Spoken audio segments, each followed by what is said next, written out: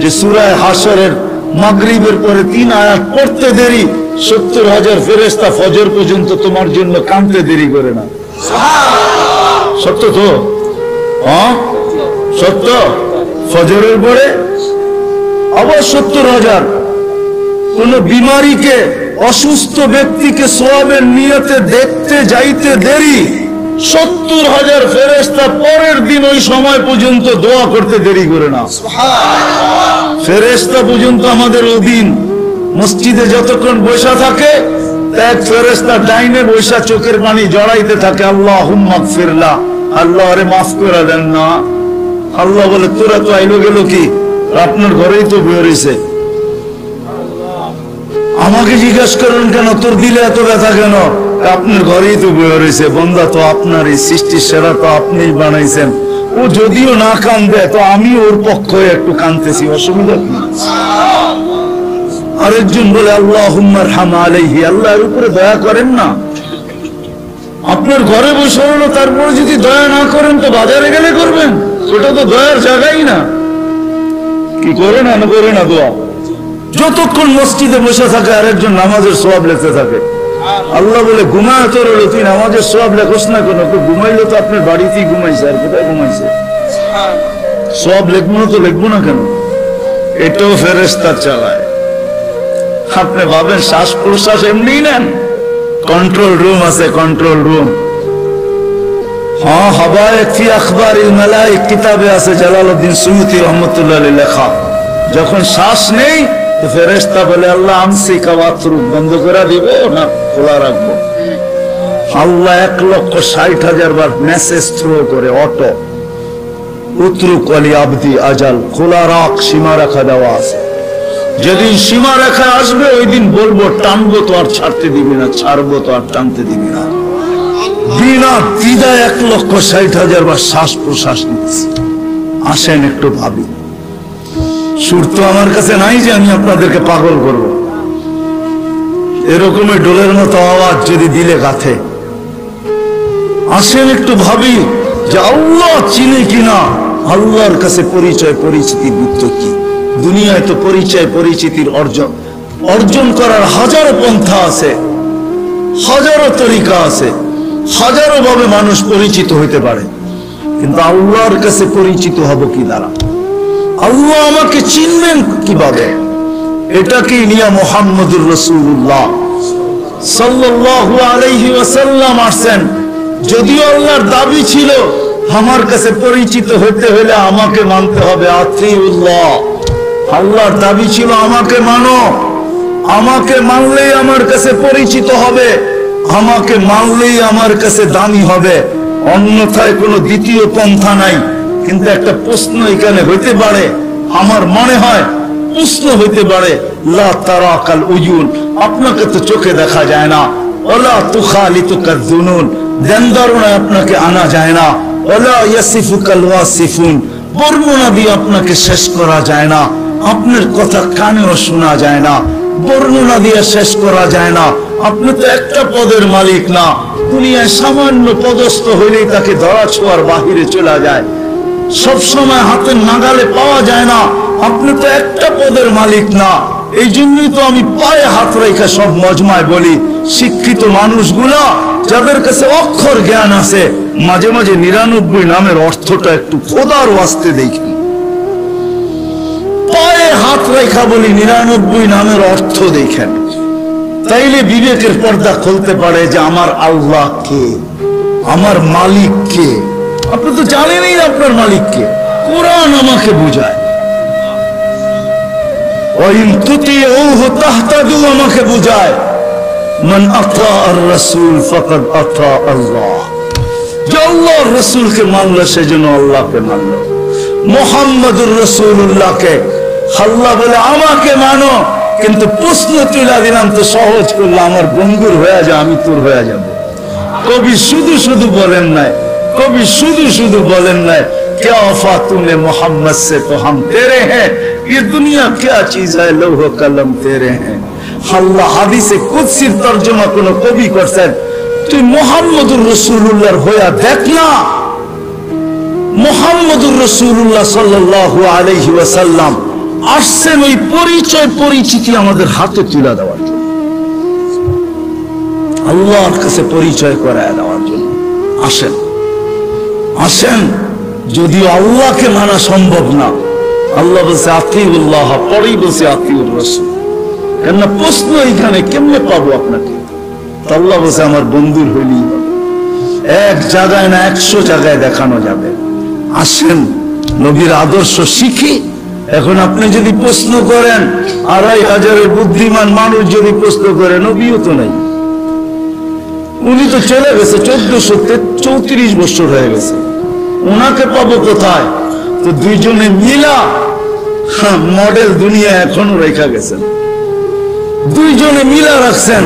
ওয়াওরাসনাল কিতাবাল্লাযী নাসতাফাইনা মিন ইবাদিনা, ওটা বলছেন আল্লাহ, আর রাসূলুল্লাহ সাল্লাল্লাহু আলাইহি ওয়াসাল্লাম বলছেন আল উলামা ওয়ারাসাতুল আম্বিয়া। দুইজনে মিলা বলছেন কিয়ামতের সকাল পর্যন্ত রেখা গেছি মডেল। এদের কাছে সুরক্ষিত আছে, সুন্নত সুরক্ষিত আছে, আদর্শ সুরক্ষিত আছে। শুধু শুধু কোরআন বলে না, লাকাদ কানা লাকুম ফি রাসূলিল্লাহি উসওয়াতুন হাসানা লিমান কানা ইয়ারজুল্লাহ। যে আল্লাহকে পাইতে চায়, আল্লাহর কাছে পরিচয় চায়, পরিচিতি চায়, ইজ্জত চায়, সম্মান চায়। কেমন ইজ্জত, কেমন ইজ্জত? চলেন কোরআন আমাকে বুঝায়, আল্লাহ সালাম দিবে, সালাম কওলাম মির রাব্বির রাহিম। যুবক হারায় গেছো দুনিয়া দেখা, গন্দা জিনিস দেখা, হায় হায় হায় হায়। অথচ তোমার যৌবন দিছিল এই জন্য মুহাম্মদুর রাসূলুল্লাহর তরিকা দ্বারা, আদর্শ দ্বারা তুমি যুবক, ওই যুবক হবে, জমিনে চলবে, আর আল্লাহ বলবে ইন্নী উবাহিল মালাইকাতা বিশাব্বিস সালেহ। তোমাকে দেখায় আল্লাহ বলবে আমি তোমাকে নিয়ে ফেরেশতাদের উপরে গৌরব করি। তোমাকে দেখাবে আর আল্লাহ বলবে আরশের নিচে তোর জন্য গ্যালারি রাখা আছে, সুপার ডিলাক্স গ্যালারি। এই দুনিয়ার গ্যালারি, জান্নাতে সব রাখা আছে। কি চাও তুমি? ভাবছো জান্নাতে গান নাই, দুনিয়ায় শুনে নেই জান্নাতের গান? সময় নেই আমার হাতে, তোমাকে আমি জান্নাতের গান শুনাইতাম। জান্নাতেই দুনিয়ার গান। দুনিয়ার সিঙ্গার রে সিঙ্গার বলা হয় না, এটি তো ফিঙ্গার, সিঙ্গার না। সিঙ্গার তো আল্লাহ বানায় রেখা দিছেন, উপরে রাখা আছে জান্নাতে। শোনাবে, তারপরে আল্লাহ জিজ্ঞাসা করবে কেমন শুনলি? তুমি চিৎকার দিয়া বলবে লাকানাল মাউতু লা মুতনা রব্বানা। এমন আওয়াজ, মউত থাকলে আওয়াজের ঝংকারে মরে যেতাম। আল্লাহ বলবে এই আওয়াজও কিছু না। ও যুবক, তোমাকেই তো এই আওয়াজ দিবে আল্লাহ জান্নাতে যাওয়ার পরে। সৌতা দাউদ, তোমার গলার আওয়াজ দাউদ আলাইহিস সালামের মতো হবে। দুনিয়ার সিঙ্গার ওই গানের আওয়াজ উঠাবে তুমি, শুধু তুমি নাচবে না, হুর নাচবে না, খাদেমরা নাচবে না, জান্নাতও ডান্স করবে। জান্নাত এখানে তো তুমি একটু কমর দুলাও, ঠিক না? এটার নাম ডান্স না। তোমরা ডান্স চিনো না, আমারে ডান্স চিনাইতে হবে না, আর আমাকে সিঙ্গারও চিনাইতে হবে না। আমি বড় বড় সিঙ্গার চিনি দুনিয়াতে, বড় বড় সিঙ্গাররা আমারে চিনে। আলহামদুলিল্লাহ, তুমি আমাকে সিঙ্গার চিনাইতে হবে না। এটার নাম ডান্স না, সব জান্নাতে রাখা আছে। স্টেজ তো আল্লাহ লাগাবে এরকম মাঝে মাঝে জান্নাতে। জিজ্ঞাসা করবে গান শুনবি? তো বলবে রেজওয়ান লাগা স্টেজ। প্রথম শোনাবে ফেরেশতা, আল্লাহ বলবে এত সুন্দর, তো বলবে আল্লাহ। তারপর আল্লাহ ডাকবে তালিয়া দাউদ, দাউদ আলাইহিস সালাম আসবে, বলবে এর চেয়ে সুন্দর। তারপরে আসবে আমাদের নবীজি, আল্লাহ বলবে এর চেয়ে সুন্দর। আল্লাহ বলবে রিজওয়ান ইরফাইল হিজাব, এখন আমি শোনাবো। প্রতি শুক্রবারে আল্লাহ দাওয়াত খাওয়াবে। দাওয়াত কেমন হবে? সবচেয়ে বড় হাতিয়ার যেটা দিছেন, একের ভিতরে 100 বানায়া আমাদের রসুলের জন্য, নাইলে কোনোদিন কারোর জন্য দিতেন না। আমি তো সব জায়গায় বলি, আল্লাহ কোন উম্মতকে 1.5 লক্ষ উম্মত আসছে, 312 জন রসুলের উম্মত আসছে, কাউকে আল্লাহ ডাইকা নেওয়ার দায়িত্ব নেন নাই। নামাজ দিছেন, ডাকার দায়িত্ব নাই। বলছি পড়লে পড়বা, না পড়লে না পড়বা। কিন্তু আমাদের নবীজির কারণে আল্লাহ আমাদেরকে ডাকার দায়িত্ব নিছেন। 5 ওয়াক্ত নিজে ডাকে, বন্ধুর দিলকে শান্ত করার জন্য। আমার মনে হয় বন্ধুর দিলকে শান্ত করার জন্য। কেননা মুসা আলাইহিস সালাম 5 ওয়াক্ত মানতে পারতেছিলেন না, আমি এর চেয়ে অভিজ্ঞ আপনি? আমি 2 ওয়াক্ত পড়াইতে পারি না, 5 ওয়াক্ত আপনার উম্মত পড়বে না, আবার যান কমায় নিয়ে আসেন। আল্লাহ রাসূল বলছে লজ্জা লাগে, কিন্তু মনে মনে ভাবতেছিলেন অভিজ্ঞ লোকটা বলতেছে, আমার তো লজ্জা লাগে, অভিজ্ঞ লোকটা বলতেছে নামাজ মনে হয় আমার উম্মত পড়বে না। আল্লাহ বলছে বন্ধু চিন্তা করেন না, আমি ঘুমের থেকে উঠে নিয়ে আসবো। নাইলে ফজরে কেন আজানে বলা হয় আসসালাতু খায়রুম মিনান নাওম? চিন্তা করেন না, আমি উঠে নিয়ে আসবো। একের ভিতরে 100 দিয়া দিছেন। আসেন 2টা অঙ্গীকার করি আজকে যে আল্লাহর রাসূলের আদর্শ একটা হলো আমার জীবনের সঙ্গী বানাবো। রাগ হয়ে যাবেন বললে? হ্যাঁ, আমি তো বলি এই উম্মতকে দাঁড়িয়ে দিছিলেন জান্নাতে যাওয়ার জন্য, ক্লিন শেফের জন্য না। পায়ে হাত রাখিয়া দাঁড়িয়ে দিছিলেন জান্নাতে যাওয়ার জন্য।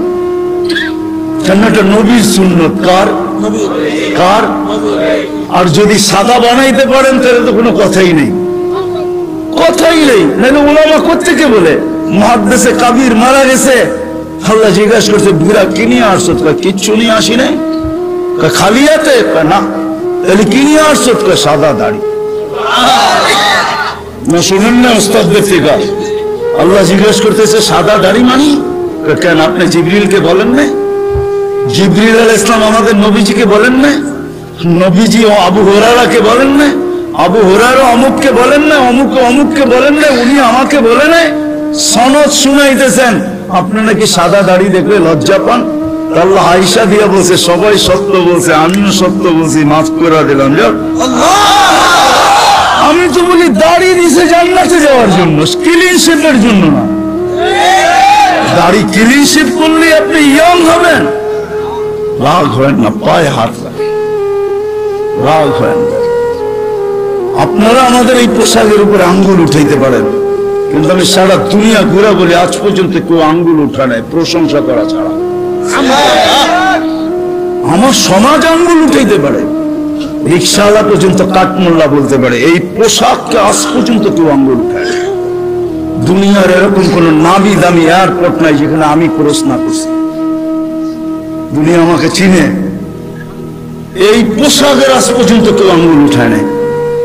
বরং হাসতে আর বলছে তোর ড্রেসটা বড় সুন্দর। শুধু ড্রেস, অহংকারে বলতেছেন এরকম টুপি নিয়ে বলছে your cap is very nice, তোর টুপি তো বড় সুন্দর। 4 থেকে 500 মাদ্রাসা আছে ছোট বড়, এই জন্যই তো আমাদের দেশ নড়ে চড়ে পড়ে না। আমাদের 2টা ডিফেন্স আছে, 2টা। একটা রাতের ডিফেন্স, যে ডিফেন্স দুনিয়ার কোথাও নেই। চ্যালেঞ্জ আমার সাথে, রাতের ডিফেন্স বোঝেন? 30,000-এর উপরে হেফজোখানা আছে যেটা রাতের ডিফেন্স। যারা 4টার সময় উঠে, আপনি জানেন না ওই ডিফেন্স কত বড় ডিফেন্স। নিজামুল মাওলারে জিজ্ঞাসা করে দেখেন, অনেক কিছু আপনাকে চলে যেতে হবে। নিজামুল মাওলা যখন মাদ্রাসা বানাইতেছিল তখন বাদশাকে বলতেছিল, কেউ বুঝাইতেছিল এত মাদ্রাসা কেন বানায়? তো বলছে বাদশাহ দেশের জন্য 2টা ডিফেন্স লাগে, একটা দিনের একটা রাত্রের। দিনেরটা তো আপনি বানায়া ফেলছেন, সর্বলাইনের ডিফেন্স আছে, আমি রাত্রেরটা বানাইতেছি। আমিও বলি এই জন্য গত সোমবারের আগের সোমবারে ইন্দোনেশিয়ায় ভূমিকম্প আসছে 5.5 সুমাত্রায়। দেখেন কয়জন লোক মারা গেছে, এখন নেটে সার্চ দিলে পাবেন। 48 জন জায়গায় মারা গেছে। কতগুলো বাড়ি বিধ্বস্ত হয়েছে। বাংলাদেশে 5-6 বছর আগে 7.8 ভূমিকম্প আসছে। নেটে সার্চ দিয়ে দেখেন আপনি দুনিয়ার কোন দেশে 7.8 ভূমিকম্প আসছে আর কোন বিপর্যয় হয় নাই। চ্যালেঞ্জ, দুনিয়া যদি আমাকে দেখাইতে পারে, আপনার জুতা আমার কাল। বাংলাদেশ দেখাইতে পারবে 7.8 ভূমিকম্প আসছে 5-6 বছর আগে। 31st নাইটের পরের দিন রাত্র 5:05 শুধু একজন মারা গেছে, তার লাভ বিল্ডিং থেকে লাভ দেওয়ার কারণে, কিচ্ছু হয় নাই। 10 নম্বর মহাবিপদ সংকেত আসছে আমাদের দেশে, কিচ্ছু হয় নাই, কয়েকটা কলা গাছ পড়ছে। আমি ঢাকায় বসে বলতেছি না, ওই রাত্রে আমি পাথরঘাটা ছিলাম, পাথরঘাটা যেইখান দিয়া বুলবুল ঢুকছে। আমাদের ইস্তেমা চলতেছিল, দুপুরে আমি বয়ান করে দোয়া করে শেষ করে দিছি। পাথরঘাটায় রাত্রে ফিরবো কি করে? আমি একদিন রাত্রে ছিলাম, 7-8টা টিন আমার মাথার উপরে ছিল, আমার সাথে 1-150 লোক ছিল। বুলবুলরে আমি আমার চোখে দেখছি, কিচ্ছু হয় না, একটা টিন একটু ব্যাকাও করতে পারে নাই। সকালে উল্টা দেখছি কয়েকটা কলা গাছ রাস্তায় রাস্তায় পড়ে আছে। এটা হলো ওই দেশ যেই দেশের ভিতরে রাত্রে ডিফেন্স 100-100, 30,000-এর উপর হেফজোখানা। 1-150 পাওয়া যাবে শুধু 2,500-এ। রাত্রে 2:30টার সময়, 3-4টার সময় মাদ্রাসার ছেলেরা ওঠে হেফজোখানা, আল্লাহর কালাম পড়ে। কালাম